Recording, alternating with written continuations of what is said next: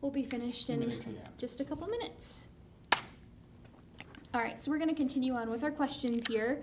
Can you tell me, we already talked about the class sizes here. Can you tell me some of the benefits of SSC's locations? Oh, I love the location, and one of the main reasons I love the location, I guess it's a selfish reason, because it's close to my house, but it's easily accessible. You have 294, and it's in a great community, and it's a great location. It's easy for the students to get here, and the public transportation, if they don't have vehicles, it's wonderful. Perfect. And then tell me about some of the hands-on activities students get to do in class. Well, in my class, it's mostly lectures. We have one on a trip to learn about civil law.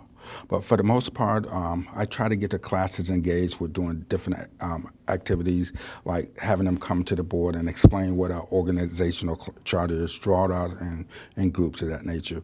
What I plan to do in the future, if possible, is try to get them out and see how patrol operations actually operate. They sit in a squad car, get to fill up and see from an officer's point of view how it is inside that certain vehicle, how that vehicle operates and things of that nature. Because you learn more from doing it from sight than anything else. Absolutely, I agree with you 100%. By any chance, do students have the opportunity to intern through SSC's criminal justice program? Do we have interns? I don't, that's what I'm wondering, yeah. We currently do internships in Blue Island, but for right now, we didn't have to put it on hold because we training new officers, and the new officers take precedence over internships. So once we get those officers trained, then it's always that possibility for internship. But we only take one internship at a time, one intern at a time. So it's a lengthy process, so to speak. I can imagine. How about through South Suburban College's program? Like, does South Suburban College require their students to do an internship if they're going for an associate's degree?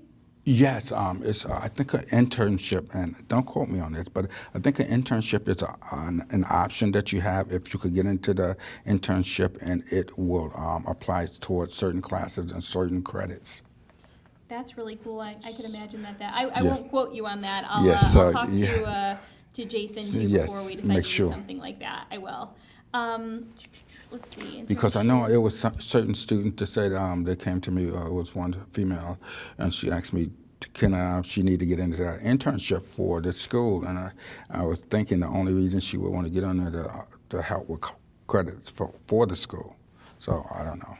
Interesting. Okay. Yeah, I'll talk to Jason and find out. I know that it's required through their paralegal program. Okay. But yeah, I'm not positive, I guess, either about criminal justice. I'll ask him and find out. What are the job options for students who graduate with an associate's degree in the field of criminal justice from South Suburban College? Okay. The job options is, and this is important for the education. Education. What was I going to say? That's okay. You're going to cut. Yeah, we'll cut it. It's okay. What's important is the graduate from SSC, you are getting basically that step ahead of anyone who don't have that degree. A degree is important because it tells that employer two things about you. It tells that employer that you're educated, and it tells that employer that you started something and you finished it. And these are the qualities that employers are looking for in the recruits. These are the qualities that employers are looking for in law enforcement. So that's why it's important to start your degree at SSC and finish your degree. How about if I were to graduate with my associate's degree in criminal justice from SSC, what could I do professionally? Where could I go? Well, with an associate degree in criminal justice, you could apply for state police. You could apply for just about any municipal police department. For example, with Blue Island, if you come in with a high school diploma, you're eligible to test for the position of police officer. However, what we do is we give preference points for people with that associate's degree. So by virtue of you having your associate's degree, you have preference points over someone that just have that high school diploma. Interesting. I didn't know that. Yes. Okay. And then can you tell me I know that you said that you've been here about a year now at South Suburban, right? Yes. And as chief of police as well. Can you tell me a success story? You kind of talked a little bit about one of your students, but can you tell me a success story that you know of about another South Suburban College student? Or is it a little too soon still? It's basically too soon Okay, because no worries. I I was haven't had just someone come curious. to me and say, you know what, I'm a I did police this. officer now. Yeah, And it's that gonna would be great. happen. Give it Yes, another I got a year. couple of them that they right on the borderline. They've been testing, so I'm pretty sure it's going to happen soon.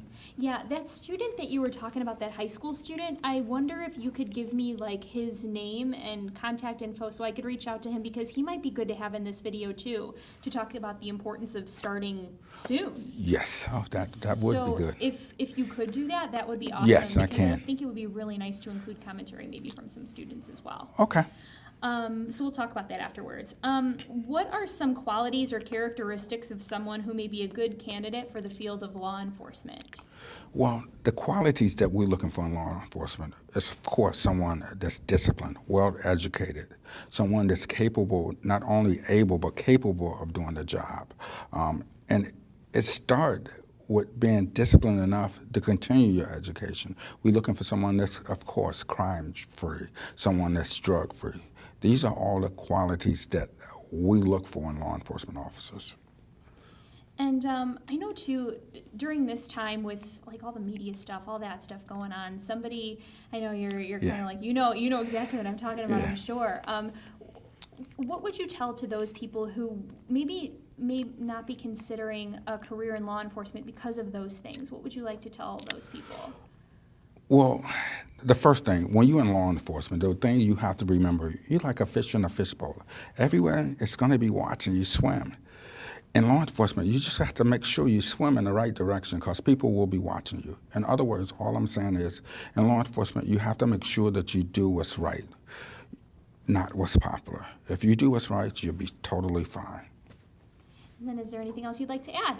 No, I look forward to teaching at SSC. I look forward to next semester. I have a couple of classes next semester. And I'm looking forward to all the things that teaching could offer me and all the things that I could offer to my students. I love the excitement that you emit. Like throughout the entire interview, you showed a lot of excitement and you did a really great job. So thank you so much for helping us out with this. You're welcome.